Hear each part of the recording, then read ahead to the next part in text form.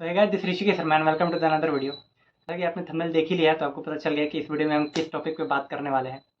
तो बात करने वाले हैं what should we learn before joining IT company और सॉफ्टवेयर कंपनी। या बहुत ही इंपॉर्टेंट है। जब मैं कॉलेज में था तो उतना कुछ पता नहीं था आईटी के बारे में, लेकिन जब आईटी में आया, कंपनी में आया, तो फिर मुझे रियलाइज़ हुआ कि शायद ये मुझे कोई बता देता या पहले कोई चीज़ मुझे ये पता चल जाती तो मैं अच्छे से प्रैक्टिस कर लेता। और जो मुझे प्रॉब्लम हुई कंपनी में आने के बाद, और ये जो प्रॉब्लम मुझे फेस हुई, बारे में आपको बताऊंगा और वही आज हम डिस्कस करेंगे। तो अगर आपने अभी तक चैनल को सब्सक्राइब नहीं किया, सब्सक्राइब कर लीजिए, क्योंकि अब वीडियो आएगी एंड एक बेसिक पीपीटी तैयार किया है तो उसको मैं शेयर करता हूँ और आपको दिखाता हूँ।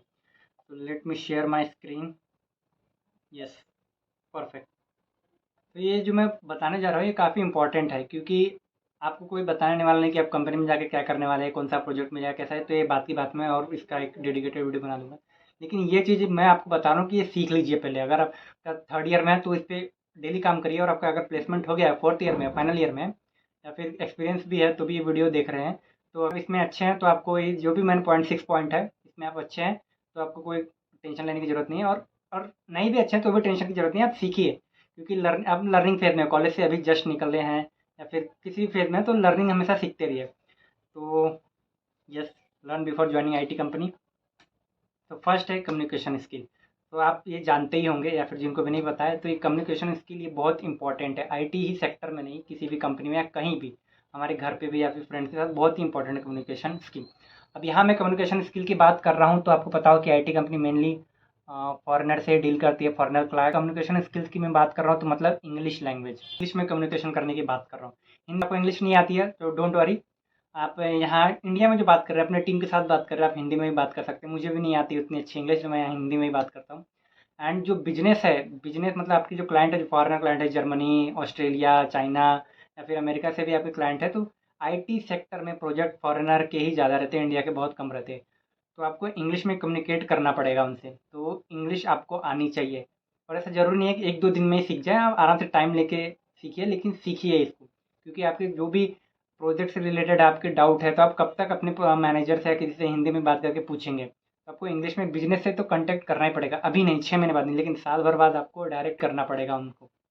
तो और आईटी सेक्टर में काम कम, मीटिंग ज़्यादा होती है, और अब जो काम भी होता है वो मीटिंग के थ्रू ही होता है, और मीटिंग में तो कम्युनिकेशन इंपॉर्टेंट ही है। तो ये फर्स्ट पॉइंट है कम्युनिकेशन स्किल। अब बढ़ते हैं नेक्स्ट स्लाइड। तो ये प्रेजेंटेशन स्किल उसी से रिलेटेड है, जो मैंने पहला पॉइंट बताया कम्युनिकेशन स्किल, उसी से रिलेटेड है प्रेजेंटेशन स्किल। तो प्रेजेंटेशन स्किल में तो 90% क्या रहता है आपका, कम्युनिकेशन। प्रेजेंटेशन तो एक स्लाइड रहती है, और आप वो किस वे से आप उसको प्रेजेंट करते हैं, कैसे दिखा रहे हैं, कैसे डिलीवर कर रहे हैं, वो ज़्यादा इंपॉर्टेंट रहता है। तो ये सीखने वाली बात है प्रेजेंटेशन स्किल। आप कॉलेज में भी, बहुत सारे कॉलेज में इसकी प्रैक्टिस होती है, लेकिन बहुत जगह नहीं होती है। तो आप इसको भी सीखिए, प्रेजेंटेशन स्किल। प्रेजेंटेशन बनाना सीखिए। ये आपको देख रहे हैं, ये इमेज लगाए हैं, इलस्ट्रेटर इमेज लगाए हैं, कलरिंग किया कैसे, तो ये तो बेसिक हो गया। लेकिन आप सीखिए, पीपीटी बनाना सीखिए, वर्ड डॉक्यूमेंट बनाना सीखिए, तो ये सब सीखिए। Third, email writing. तो ये सबसे इम्पॉर्टेंट है। ये जितने भी मैं पॉइंट बता रहा हूँ उसमें सबसे इम्पॉर्टेंट है ईमेल राइटिंग। फर्स्ट तो मैंने बता दिया कम्युनिकेशन स्किल, आपको बिजनेस को समझाना है तो बिजनेस से, लेकिन डायरेक्ट कम्युनिकेट नहीं कर सकते। ना कॉल यू, ये डायरेक्ट नहीं कर सकते। कई बार करेंगे टीम्स पे, फिर आप उनके बात कर सकते हैं, लेकिन ज़्यादा से ज़्यादा टाइम आपको मेल का ही रिप्लाई, उनका मेल आया तो ऐसा नहीं, उनका मेल आया तो मैं कॉल कर देता हूँ, नहीं, मेल का रिप्लाई करना ही पड़ेगा। और मेल का रिप्लाई करने के लिए आपको एक ईमेल राइटिंग अच्छे से आता है। इसका एक फॉर्मेट है, बहुत सारे वीडियो मिल जाएंगे यूट्यूब पे, आप देख लीजिए। तो ये ईमेल राइटिंग भी करिए और इसको भी सीखिए। और काफ़ी इंपॉर्टेंट रहता है ईमेल राइटिंग, क्योंकि आपको पूरा प्रोजेक्ट उसमें समझाना है, आप क्या काम कर रहे हैं वो आपको समझाना है, आपको जो भी डाउट है वो भी आपको समझाना पड़ता है। तो ईमेल राइटिंग आप सीखिए। मुझे भी नहीं आता था ईमेल राइटिंग, यहाँ पे आके पता चला कि ईमेल राइटिंग भी बहुत, एक कोर्स ही अलग ही कोर्स है और एक स्किल है, तो आपको ये सीखना ही पड़ेगा। Fourth, how to work in team. ये इंपॉर्टेंट है, क्योंकि हम कॉलेज में रहते हैं तो हम ज़्यादा टीम में काम नहीं करते हैं। एक दो प्रोजेक्ट जब बनाते हैं तभी टीम में काम करते हैं, वो भी दो चार लोग ही करते हैं। लेकिन यहाँ आप टीम में हैं तो आपको पूरा काम करना पड़ेगा। जितने 4-5 लोग हैं तो सबको इंडिविजुअल टास्क मिलते हैं, वो करना पड़ेगा। और आप अगर टीम में काम करने वाले बंदे नहीं हैं, आप नहीं कर सकते, तो भाई आपके लिए आईटी सेक्टर नहीं है, आपको काम करना पड़ेगा टीम में। मैं इसको फास्टली कर रहा हूँ, ज़्यादा लंबी वीडियो नहीं करेंगे हम। बाकी आपके जो डाउट रहेंगे आप कमेंट कर दीजिएगा। Fifth, learn to be flexible. ये भी इंपॉर्टेंट है। अब यहाँ आपको इमेज दिख रहा है तो आप इससे कंफ्यूज हो जाए कि पैर फैला के रहना है, तो ये ऐसे फ्लेक्सिबल होने का एक इमेज है। तो फ्लेक्सिबल मतलब आपको एक टास्क दिया है आज करने को। मान लो आपको एक, मैं एग्जांपल दे रहा हूँ, HTML पेज बनाने को दिया है जिसमें आपको बटन यूज़ करने हैं, CSS करना है, उसका यूज़ करना है। और अभी 1-2 घंटे बाद आपके मैनेजर या फिर कोई एक और टास्क आ गया, रिक्वायरमेंट आ गई, तो आपको बोला है कि अब आप इसको छोड़ दीजिए, आप डायरेक्ट Node.js अप्लाई करिए, बैकएंड अप्लाई करिए। तो आप फ्लेक्सिबल रहिए इसके लिए, कभी भी कुछ भी आ सकता है, कहीं भी आपको जाना है, किसी का हेल्प करना है, अगर आपके किसी ने आपसे हेल्प मांगा, जूनियर या फिर किसी ने भी आपसे हेल्प मांगा, कलीग ने हेल्प मांगा, तो आपको ये नहीं पता, तो आप ये नहीं बोल सकते मुझे नहीं आता। हाँ, बोल दीजिएगा एक बार नहीं आता, लेकिन एक बार देखना तो पड़ेगा उसको, तो फ्लेक्सिबल रहिए उसके लिए। Last but not the least, time management. ये भी इम्पॉर्टेंट है, क्योंकि आपको 24 घंटे तो मिलते हैं दिन में, लेकिन काम आपका 8 से 5 या फिर जो भी काम होता है। लेकिन IT सेक्टर में ये ऐसा है, अगर आपका काम नहीं हुआ 8 से 5 में, तो ये कभी कभी एक्सटेंड हो जाता है, 7, 8, 9 बज जाते हैं, आपको करना ही पड़ेगा।